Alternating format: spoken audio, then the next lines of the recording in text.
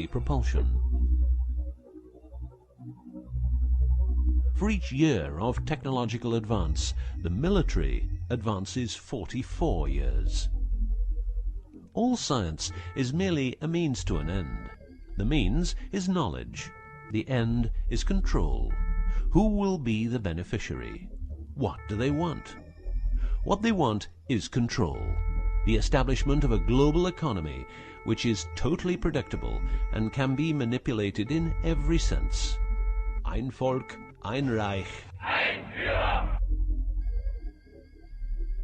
What I am saying is that the vast majority of people is being controlled by the established upper class. I know this is like the plot of a bad movie, but stay with me for a minute. Anti-gravity exists. The ability for everyone to be a genius exists. Aliens exist, and much more efficient ways of producing energy exist. For example, the mighty engine, which produces the same amount of energy as a normal engine, but only using 5% of the fuel a normal engine uses. Or the PAP engine, which without fuel, only driven by the power of zero-point energy and a small amount of noble gases, can deliver 500 horsepower for a period of 10 years. Or the Maternita machine of the Maternita commune, which has delivered 3 to 4 kilowatts out of thin air for the last 20 years. What would be the consequences for the upper class if they lose their monopolistic knowledge? What would happen to them if people would know about the secrets they're holding for us? If I don't need any more gasoline, what would happen? If I don't need any more electricity or gas, what would happen? If I don't need any more medicines from the pharmaceutical industry, what would happen? In order to ensure their powers, the upper class, some call them the Illuminati, handles a strict agenda. The agenda has the aim to prepare the world for world domination, beginning in the US and Europe. According to conspiracy theorists around the world, this is what they are doing as preparation. By the way, these people are extremely smart and fanatic, extremely rich, and they have tried it before. Then they were called the Nazis.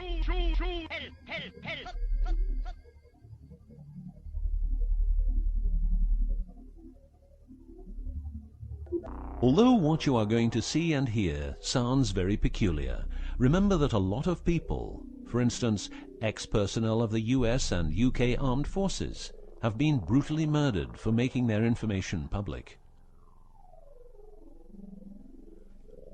Let's begin with 9/11, but first a little history. What the Second World War did for the US is that it gave the country such an economic lead that it could easily grow more comfortable in its already powerful role. The industry of war gave everybody jobs, and therefore everybody could start consuming. Marshall aid gave Europe the economic impulse it needed. In other words, war leads to flourishing economies and leaps forward in technology. The process of transformation, even if it brings revolutionary change, is likely to be a long one, aside from some catastrophic catalyzing event like a new Pearl Harbor.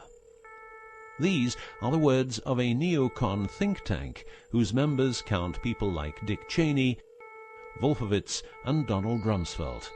What it says is that America needs a war to transform into its next shape, and 9/11 is our new Pearl Harbor. In the manipulation of people, one of the strongest weapons is to make people believe someone else did it. What I'm trying to say is that the US government is trying to make the people believe Osama did it. But did Osama do it?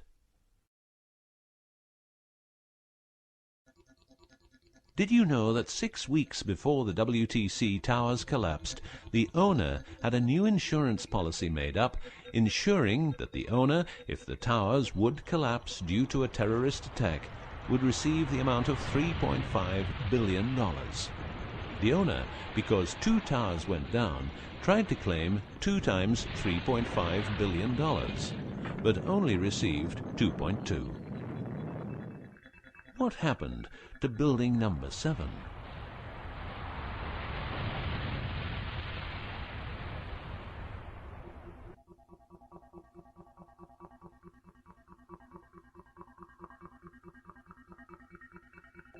In order to control people who can be a hazard to the bad guys have control of a number of tools. One of these tools is the remotely operated electromagnetic frequency weapon. These use microwave, ELF, extremely low frequencies, and acoustic frequencies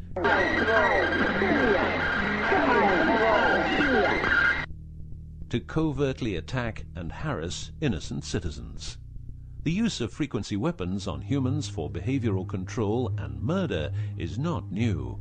For well over 50 years, neuro-electromagnetic frequency weapons have been perfected for their covert use in warfare. These classified, non-lethal or silent weapons, as they are known in the trade, have also been perfected by experimenting on an innocent and unsuspecting public since their early development. Directing a beam of frequencies to a human can cause a series of effects. A well-known effect is ELFs causing nausea, headaches, wild racing heart without cause, sudden violent itching in different parts of the body. A frequency weapon can look like this, or like this. Its shape depends on how frequencies have to be directed to the target. Did you know that the U.S. Patent and Trademark Office holds a vast amount of patents for machines which can be used in direct or subliminal mind control systems? Here are a few. Method and system for altering consciousness. Superimposing method and apparatus useful for subliminal messages, subliminal message generator. Enough about the frequency weapons. Check this link to learn more.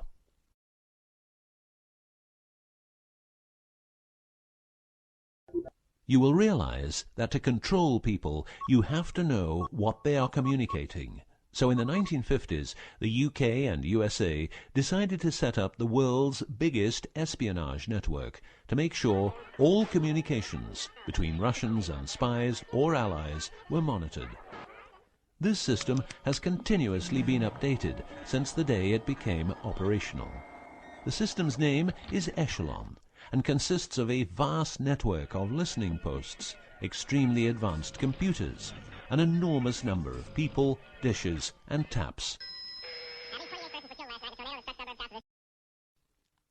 Echelon's computers capture every communication via Internet, GSM, UMTS, landlines, TV and radio broadcasts, satellite communications, private, military, and diplomatic, and listens to every word.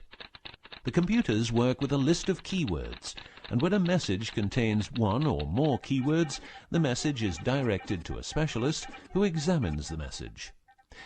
If it is suspicious, further action may be taken.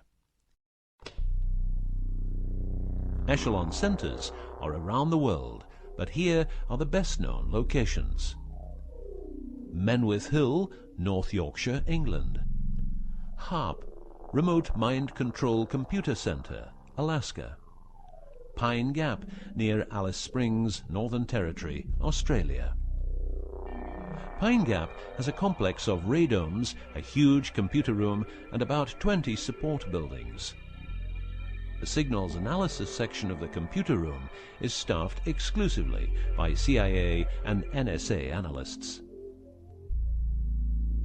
Within the USA, Australia, and the UK, the NSA can plug into every telephone call and message entering, leaving, or transiting the country.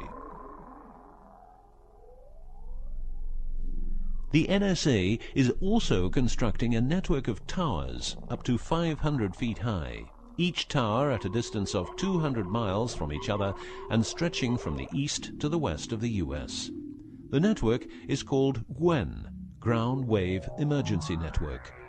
This network transmits very low frequencies combined with ultra-high frequencies and is used in case the communication systems in the US are rendered useless because of a nuclear attack.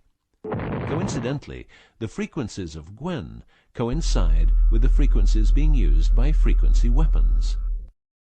Also coincidental is the fact that mobile telephone systems like GSM and UMTS also operate in the same frequency areas as some frequency weapons. To further prepare for global domination, the secret US government, led by the corrupt holders of the Ark, also known as the Illuminati, or the New Global Union, or the New World Order, or just plain Nazis using the Eye of Lucifer as their symbol, has started building since the 1940s large underground bases with every commodity you can think of. These bases are basically large cities underground, connected by high-speed magneto-leviton trains that have speeds up to Mach 2. According to Phil Schneider, the black budget is a secret budget that garners 25% of the gross national product of the United States. The black budget currently consumes trillions of dollars per year. Presently, there are over 129 deep underground military bases, or DUMBs, in the United States. These underground bases were built using nuclear-powered laser drills that can drill 7 miles per day. Also, dedicated nuclear explosions were held to create large underground spaces. A lot of contractors work in these places, but never more than 3 to 4 weeks. Always under strict supervision, and before entering a site they are warned that if they talk about what they see, it will cost them their lives. As mentioned, men are the result of a genetic modification by space aliens. These aliens have been on Earth for a long time and lived in large underground cities all over the world.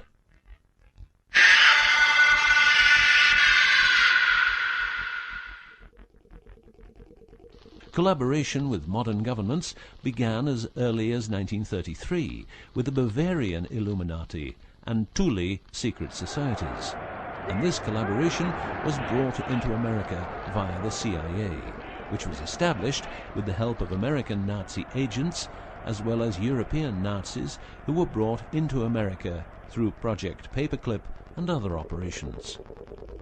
It was agreed that the aliens and the upper-class secret government would help each other, as agreed in the 1954 Greada Treaty.